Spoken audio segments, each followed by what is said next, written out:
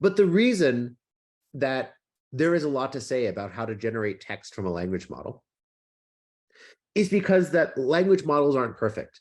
And it's important to understand exactly where they're not perfect, because those intuitions have led to the development of many of the algorithms we're about to get to.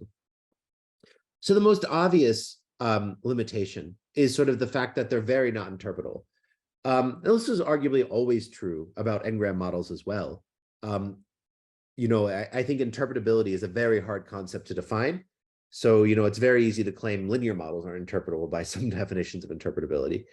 But it's very hard to know what a language model has learned from the text, that it's very hard to know what your model has understood.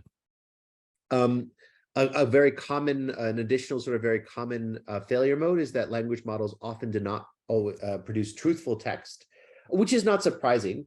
People seem to think that if you trained an agent to imitate text on the internet, it would always produce the truth, or should produce the truth.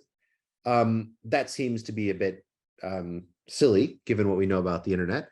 But nevertheless, given some of the use cases of language models, that it is a problem that language models do sometimes make things up. And finally, it's hard to guide generation. For instance, we haven't properly talked about what situations would we want to generate text in. But if you want to use some sort of control generation, it's often hard to guide the model to generate what you want. The most common sort of way this is done is by repeated prompting, which places the burden on the user to come up with incredibly creative prompts.